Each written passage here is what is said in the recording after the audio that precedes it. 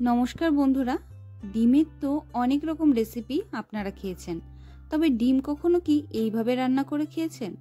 ডিম যদি আপনারা এইভাবে একবার রান্না করে খান, আপনাদের মুখে এই স্বাদটা আজীবন লেগে থাকবে। আর ডিমের এই রেসিপিটি ভাত, রুটি, পরোটা সব কিছুর সাথে খেতে কিন্তু দুর্দান্ত লাগে। তবে চলুন আর দেরি না করে ডিমের এই রেসিপিটা দেখে নিই। বন্ধুরা, এই রেসিপিটা আপনাদের প্রথম থেকে শেষ পর্যন্ত দেখার অনুরোধ করছি। আমি নিয়ে নিয়েছি কয়েকটা বাটি।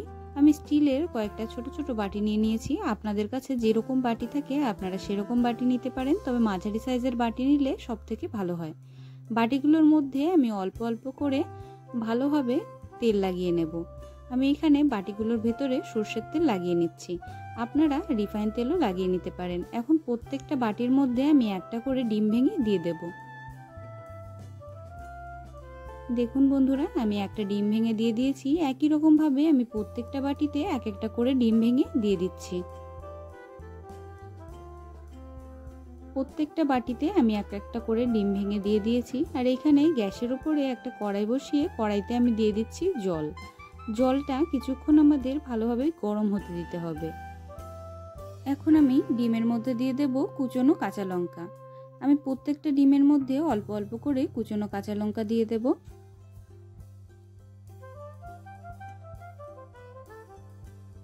আমি প্রত্যেকটা ডিমের মধ্যে দিয়ে দিয়েছি কুচনো কাঁচা লঙ্কা। এখন দিয়ে দিচ্ছি কুচি করে কেটে রাখা ধনেপাতা। আমি অল্প অল্প করে প্রত্যেকটা ডিমের মধ্যে ধনেপাতাগুলো দিয়ে দেব। প্রত্যেকটা ডিমের মধ্যে আমি ধনেপাতা কুচি আর লঙ্কা কুচি দিয়ে দিয়েছি। এখন দিয়ে দিচ্ছি স্বাদ অনুযায়ী অল্প সামান্য পরিমাণে লবণ। লবণটা দেওয়ার পরে আমি দিয়ে দিচ্ছি সামান্য পরিমাণে গোলমরিচ গুঁড়ো। প্রত্যেকটা ডিমের মধ্যে আমি একই রকম ভাবে গোলমরিচ গুঁড়ো দিয়ে দেব।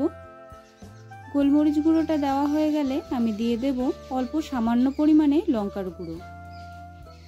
বন্ধুরা, এখন আমি ডিমগুলোকে স্টিম হতে দেব।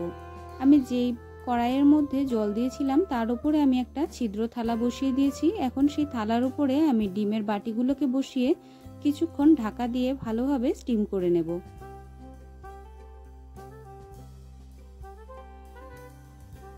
দেখুন, আমি প্রত্যেকটা বাটি বসিয়ে দিয়েছি। এবার আমি ডিমগুলোকে কিছুক্ষণ ঢাকা দিয়ে ভালোভাবে স্টিম করে নেব। দেখুন বন্ধুরা, ডিমগুলোকে আমি ভালোভাবে স্টিম করে নিয়েছি। ডিমগুলো সুন্দরভাবে সেদ্ধ হয়ে গেছে। এখন এই ডিমের থালাটাকে আমি নামিয়ে নেব। আমি গ্যাসের ওপরে আরেকটা কড়াই বসিয়ে দিয়েছি। কড়াইটা গরম হওয়ার পরে কড়াইতে আমি দিয়ে দিচ্ছি এখন সর্ষের তেল।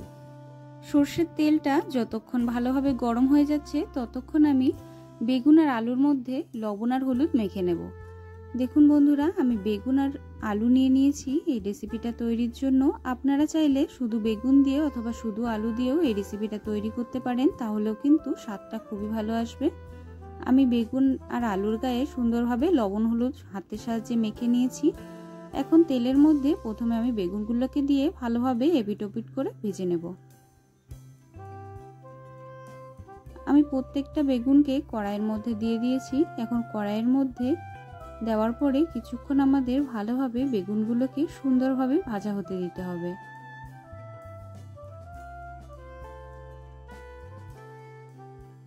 বন্ধুরা, আপনারা যারা এখনো আমার চ্যানেলটিকে সাবস্ক্রাইব করেননি তারা প্লিজ আমার চ্যানেলটিকে সাবস্ক্রাইব করে বেল আইকন দাবিয়ে রাখবেন, যাতে আমি যখনই ভিডিও ছাড়ি আপনারা তার নোটিফিকেশনটা একদম সাথে সাথে পেয়ে যান।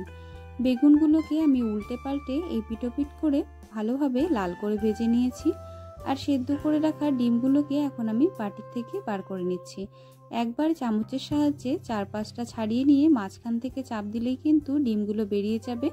দেখুন কত সহজে ডিমগুলো বেরিয়ে যাচ্ছে। আমি একই রকম ভাবে সমস্ত ডিমগুলোকে বার করে নেব। দেখুন বন্ধুরা, আমি সমস্ত ডিমগুলোকে একই রকম ভাবে বার করে নিয়েছি। আর বেগুনগুলোও খুব সুন্দরভাবে ভাজা হয়ে গেছে। এখন ভেজে নেওয়া বেগুনগুলোকে আমি একটা বাটিতে তুলে নিচ্ছি।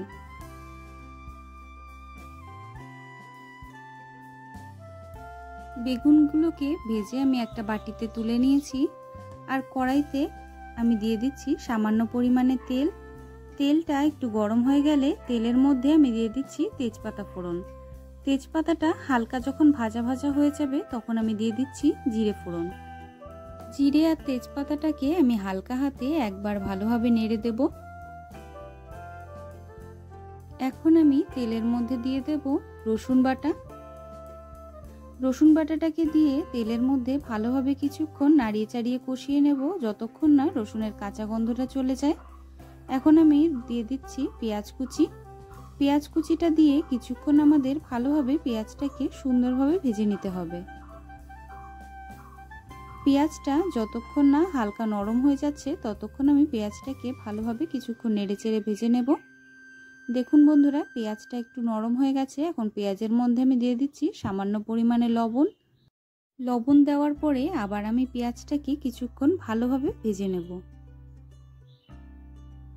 দেখুন বন্ধুরা, আমি পেঁয়াজটাকে কিছুক্ষণ ভালোভাবে ভেজে নিয়েছি। এখন আমি দিয়ে দিচ্ছি আদা বাটা। আদা বাটাটাকে তেলের মধ্যে দিয়ে কিছুক্ষণ আমাদের সুন্দরভাবে নেড়েচেড়ে কষিয়ে নিতে হবে। আদা বাটাটাকে আমি ভালোভাবে কিছুক্ষণ নেড়েচেড়ে কষিয়ে নিয়েছি। এখন আমি দিয়ে দিচ্ছি জিরে আর শুকনো লঙ্কা বাটা। বাটা মশলাটাকে দেওয়ার পরে ভালোভাবে সমস্ত মশলা আমি একসাথে দিয়ে কিছুক্ষণ সুন্দরভাবে কষিয়ে নেব। বাটা মশলাটাকে দেওয়ার পরে কিছুক্ষণ আমি কষিয়ে নিয়েছি। এখন আমি দিয়ে দিচ্ছি সামান্য পরিমাণে জল। জলটা দিয়ে মশলাটাকে আরো ভালোভাবে কিছুক্ষণ আমি সুন্দরভাবে কষিয়ে নেব। দেখুন বন্ধুরা, আমি মশলাটাকে কিছুক্ষণ ভালোভাবে কষিয়ে নিয়েছি। এখন মশলাটাকে কিছুক্ষণ আমি ঢাকা দিয়ে রান্না করে নিচ্ছি। মশলার থেকে তেল ছেড়ে দেওয়ার পরে আমি দিয়ে দিচ্ছি টমেটো কুচি। এখন আমি কিছু গুঁড়ো মশলা দিয়ে দেব।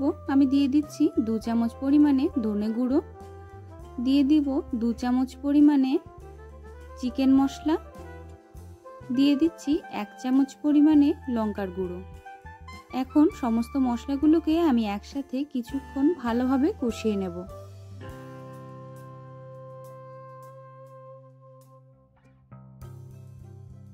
মশলাগুলোকে আমি কিছুক্ষণ সুন্দরভাবে কষিয়ে নিয়েছি। এখন আমি দিয়ে দিচ্ছি জল। আপনারা যতটা ঝোল খেতে পছন্দ করেন সেই বুঝে আপনারা জলের পরিমাণটা নিজেদের আন্দাজে বেশি অথবা কম দিতে পারেন। জল দেওয়ার পরে একবার আমি ভালোভাবে খুন্তির সাহায্যে নাড়িয়ে চাড়িয়ে মিশিয়ে দেব। এখন আমি কিছুক্ষণ ভালোভাবে ঢাকা দিয়ে নেব।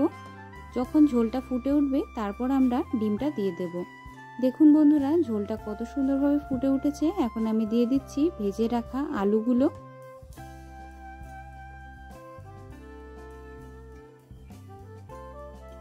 ভেজে রাখা আলুগুলো দেওয়ার পরে আমি ডিমগুলোকে দিয়ে দিচ্ছি। আমি প্রত্যেকটা ডিম ঝোলের মধ্যে এক এক করে ছেড়ে দিচ্ছি।